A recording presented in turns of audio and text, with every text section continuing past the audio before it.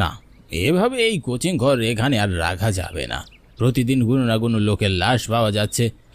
এসব কি ছেলে খেলা হচ্ছে? এই, তোমরা সবাই শোনো, আজকে সন্ধ্যার আগেই এই কোচিং ঘরটি ভেঙে এখান থেকে সরিয়ে ফেলবি।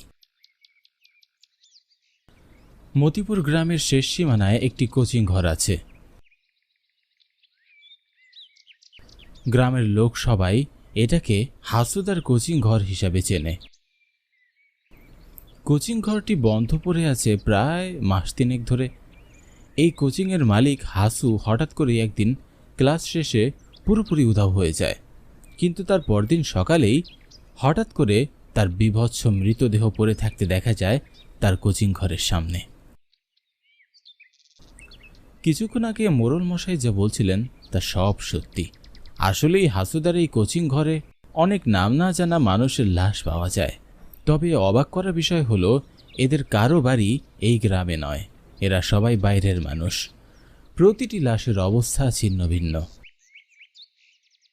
কারো শরীর থেকে হাত পা কেটে আলাদা করে দেওয়া হয়,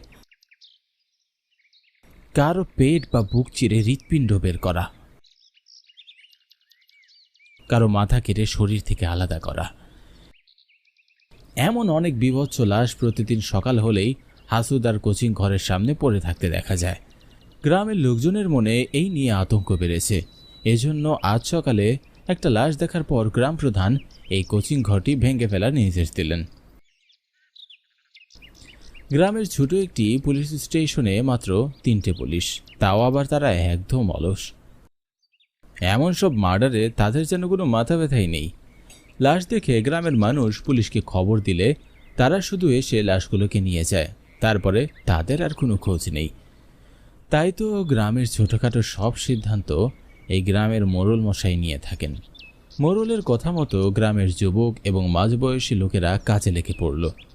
দুপুর থেকে শুরু করে সন্ধে রাত পর্যন্ত তাদের সময় লাগলো সেই ঘর ভেঙে ফেলতে। সম্মিলিত প্রচেষ্টাতেই তারা কাজটা শেষ করল। কোচিং ঘর ভাঙার পর তারা সবাই যে যার বাড়ি ফিরে গেল।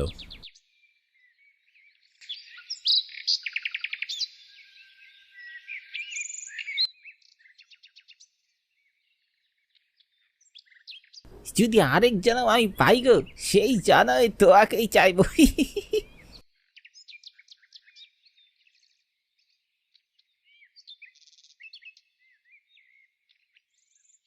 ওটা কি দেখাচ্ছে? হাসুদার কোচিং ঘরটা না? কি আশ্চর্য! গতকালকে আমরা সবাই মিলে ভেঙে ফেললাম, অথচ এখনো এটা ঠাই দাঁড়িয়ে আছে। এটা কি করে সম্ভব? কৃষকটি ভয়ে উল্টে দৌড়ে মোড়লের কাছে খবরটি দিতে গেল।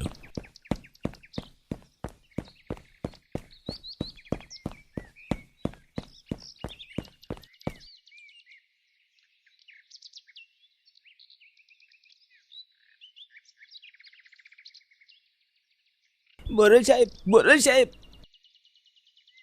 কি রে জগাই, সকাল সকাল কি দৌড় প্রতিযোগিতা করলি নাকি? এমন হাবাচ্ছিস যে? না না মোড়ল সাহেব, গতকাল আমরা যে কোচিং ঘরটি ভাঙলাম, আজ সেটি আগের মতো ঠাই দাঁড়িয়ে আছে। কি বলছিস কি এসব? সকাল সকাল বাং খেয়েছিস নাকি? না না, আমি কিছুই খাইনি। আপনার যদি বিশ্বাস না হয় আমার সাথে গিয়ে চলুন, দেখবেন। চল তো গিয়ে দেখি, তবে মনে রাখিস যদি মিথ্যা বলিস তো তোর গর্দান যাবে। মোড়ল সাহেব জগাইয়ের কথা মতো তার সাথে গিয়ে দেখল জগাই যা বলছিল সব সত্যি। এমনকি আজও সেখানে মাথা কাটা একটি লাশ পড়ে আছে। এমন দৃশ্য দেখে মোড়ল মশাই ভীষণ ভয় পেলেন। আস্তে আস্তে গ্রামের সকল মানুষ সেখানে জড়ো হলো। সবাই এমন অদ্ভুত একটি বিষয় নিয়ে আতঙ্কিত। সকলের ভয়ে গলা শুকিয়ে যাচ্ছিল। মোড়ল মশাই আমতা আমতা করে বললেন, এ তো ভালো লক্ষণ নয়। কাল রাতে সবাই মিলে এই কোচিং ঘরটি উড়িয়ে দেওয়ার পরও কি করে নিজে নিজেই আবার এটা দাঁড়িয়ে আছে? মোড়ল মশাই, আমার মনে হচ্ছে এটা কোনো অশরীরী ব্যাপার।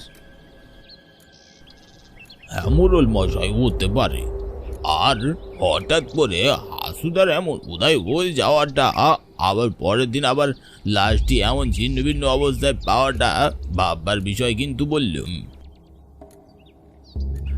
ঠিক আছে, তোমরা সবাই এখন একটু সতর্ক থাকবে। এখন থেকে এই পথে সন্ধ্যার পরে আর কেউ আসবে না, এমনকি সবাই একটু নজর রাখবি অন্য গ্রামের কোনো লোকও জানিয়ে এ পথে না আসে। সেদিন মোড়ল মশাই সবাইকে সাবধান করে দিলেন, সন্ধ্যার পর কেউ যেন এই রাস্তার আশেপাশে না আসে। পারলে এখানে একটা সতর্ক সাইনবোর্ড লাগিয়ে দিতে বললেন, যেন অন্য এলাকার মানুষ এদিকে যাওয়ার সময় এটা দেখতে পায়। অধিকাংশ সময় গ্রামের বাইরে থেকে লোকজন এখানে আসে। তাছাড়া এই রাস্তা দিয়ে গ্রামের ব্যবসা বাণিজ্যের কাজ সম্পূর্ণ করা হয়। এই ঘটনার পর প্রায় বেশ কিছুদিন হাসুদার কোচিংয়ের সামনের রাস্তা দিয়ে মানুষের যাতায়াত বন্ধ করে দেওয়া হলো। কিছুদিন সব শান্ত হয়ে গেল। দিনের বেলাতেও কোচিং ঘরটির আশেপাশে মানুষজন যাতায়াত করত না। মাঝে মধ্যে রাতের অন্ধকারে কোচিং ঘরের ভিতর থেকে ভেসে আসে মানুষের চিৎকার। মনে হয় কেউ যেন বেঁচে থাকার জন্য আর্তনাদ করছে। কিন্তু পরের দিন সকাল হলেই পরিবেশ একদম ঠান্ডা। আস্তে আস্তে হাসুদার কোচিং ঘরটি ভুতুরে কোচিং ঘর নামে পরিচিতি পেতে লাগলো। এভাবেই দিন পার হতে লাগলো। একদিন রাতের বেলা নিতাই নামের একজন স্কুল শিক্ষক টিউশনি শেষ করে বাড়ি ফিরছিল। সেদিন ছিল অমাবস্যার রাত, চারিদিকে ঘুটঘুটে অন্ধকার। এক আধ হাত সামনে কি আছে তা দেখাও বেশ কষ্টকর। নিতাই প্রতিদিন সন্ধ্যার মধ্যেই টিউশনি শেষ করে বাড়ি ফিরে আসে, কিন্তু আজ তার এক ছাত্রের জন্মদিনের অনুষ্ঠান ছিল, তাই ফিরতে বেশ রাত হয়ে গিয়েছে। নিতাই মনে মনে ভগবানের নাম জপতে জপতে রাস্তা দিয়ে ধীরে ধীরে সাইকেলটি চালিয়ে যেতে লাগলো। রাস্তা ধরে সাইকেল চালাতে চালাতে যখন নিতাই হাসুর কোচিং ঘরের সামনে প্রায় কাছাকাছি চলে এলো, তখনই হঠাৎ করে তার সাইকেলটি থেমে গেল। সাইকেলটি থেমে যেতেই নিতাইয়ের বুকের ভিতর মোচড় দিয়ে উঠল। সে তাড়াতাড়ি করে সাইকেলের প্যাডেল চালিয়ে সামনে আগানোর চেষ্টা করলো, কিন্তু সে ব্যর্থ হলো।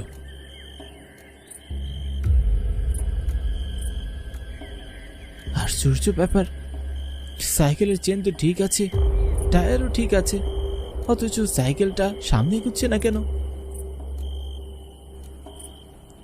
এতক্ষণ নিতাই একবারও পিছন ফিরে তাকায়নি, কিন্তু এখন হঠাৎ করেই নিতাইয়ের মনে হলো অন্ধকারের মাঝে তার পিছনে কেউ দাঁড়িয়ে আছে। তার মনে হচ্ছিল শক্ত করে তার সাইকেলটি কেউ টেনে ধরে আছে। নিমিষের মধ্যেই নিতাইয়ের শরীরের লোমগুলো সব ভয়ে দাঁড়িয়ে গেল।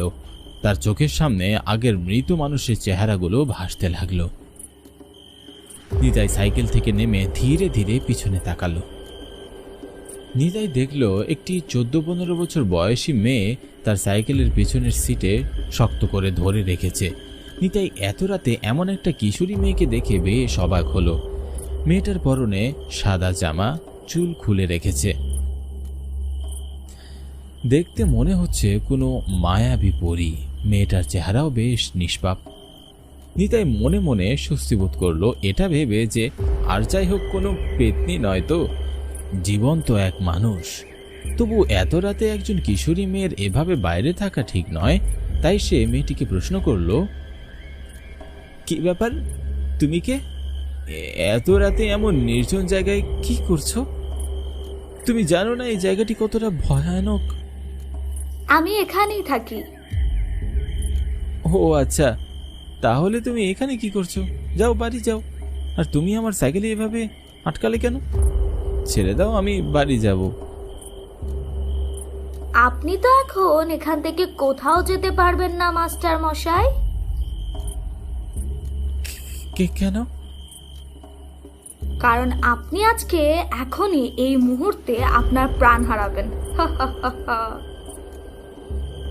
মেয়েটার এমন হাসি দেখে নিতাই ভয়ে শিউরে উঠল। সে ভয়ে কাঁপতে কাঁপতে বলল, কি যা তা বলছো? আমি বাড়িতে যাব কেন? কারণ আমি আপনাকে মেরে ফেলবো।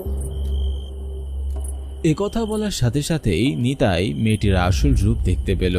আর তা দেখার সাথে সাথে নিতাইয়ের মনে হলো তার পায়ের নিচের থেকে মাটি সরে যাচ্ছে। মুহূর্তের মধ্যেই মেয়েটির রূপ পাল্টে এক বীভৎস চেহারার অতিরিক্ত আত্মার রূপ ধারণ করল।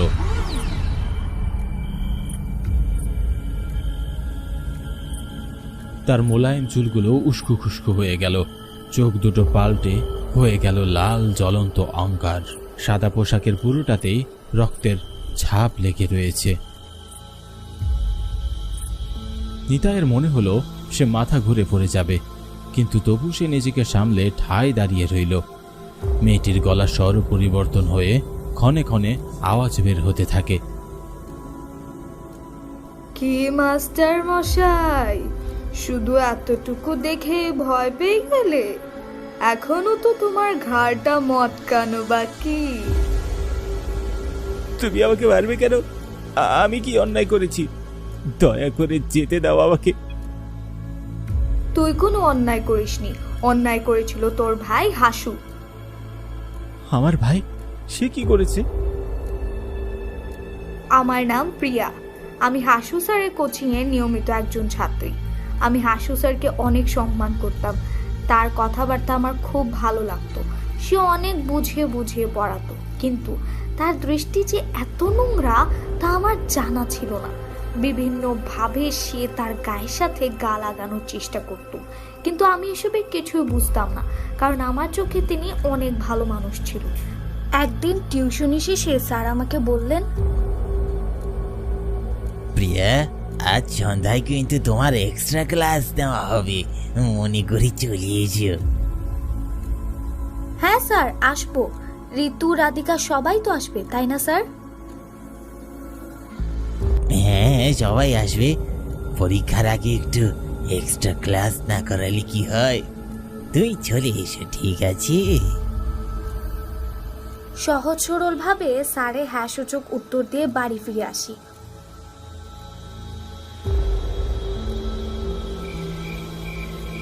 সন্ধ্যায় কোচিং এ গিয়ে দেখি পুরো কোচিং একদম ফাঁকা। আকাশ কালো মেঘে ঢেকে আছে, মনে হচ্ছিল যে কোন সময় প্রবল ঝড় বৃষ্টি শুরু হবে। আমি মনে মনে ভাবলাম হয়তো আকাশ খারাপ, এজন্য কেউ আসবে না, তাই ফিরে যেতে চাইলাম। ঠিক এমন সময় স্যার দরজায় এসে উপস্থিত হলো।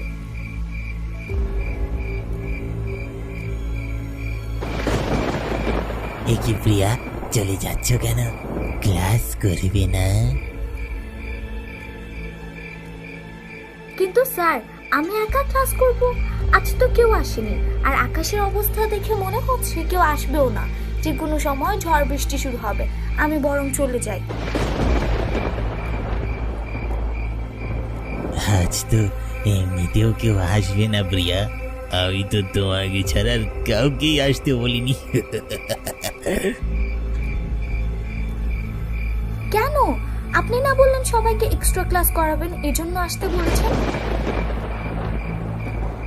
সেটা না বললে কি তুমি আসতে?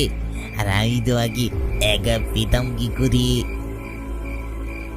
আমি স্যারের কথার কোনো উত্তর না দিয়ে কোচিং থেকে বেরিয়ে যেতে লাগলাম, কিন্তু সে আমার হাত চেপে ধরলো। সেদিন মনে হয় প্রকৃতি আমার বিপক্ষে ছিল। আমার মনের ভেতরের মতো বাহিরেও প্রচুর ঝড় বৃষ্টি শুরু হলো।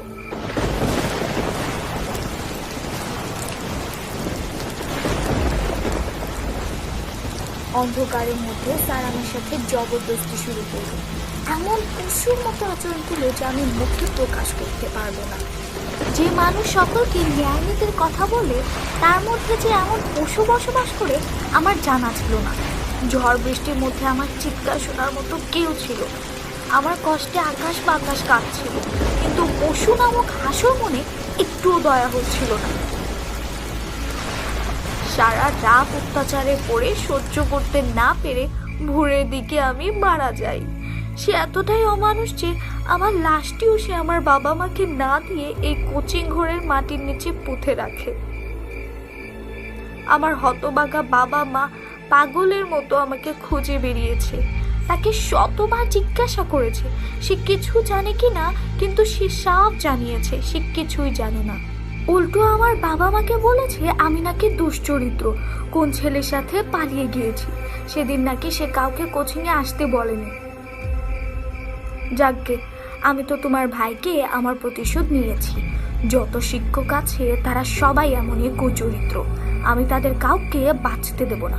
তোমাকে আরও অনেক আগেই মারতাম, কিন্তু সুযোগ হয়নি। আজ তোমার পালা। প্রিয়া, তোমার কথা শুনে আবার চোখ দিয়ে পানি এসে গেল। আমি তোমার কথা বুঝতে পারছি, তোমার কষ্টটাও আমি বুঝতে পারছি। তবে তুমি যা ভাবছো তা একদম ঠিক নয়। সব শিক্ষক এমন হয় না। আমাকে বিশ্বাস করো, আমি এমন নই। আমি তোমাকে কথা দিচ্ছি, তোমার লাশ এখান থেকে তুলে আমি তার সৎকারের ব্যবস্থা করব। আমি সবাইকে এই ঘটনার পিছনে সত্যটা জানাবো। সবাইকে জানাবো যে তুমি কোনো দুশ্চরিত্রা মেয়ে নও। নিতাইকে ভরসা করে প্রিয়া তাকে সেই রাতের মতো ছেড়ে দেয়।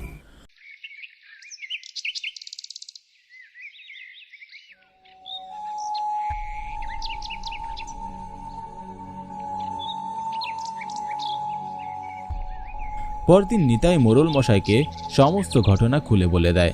সব শুনে মোড়ল মশাই গ্রামের সবাইকে জানায় প্রিয়ার লাশ সেই ঘরের মাটি থেকে উঠিয়ে শেষকৃত্য সম্পূর্ণ করতে। এরপর থেকে গ্রামে আর কখনো কোনো খুনের ঘটনা ঘটেনি। নিতাই বা অন্য কেউ আর কখনো প্রিয়ার আত্মাকেও দেখেনি।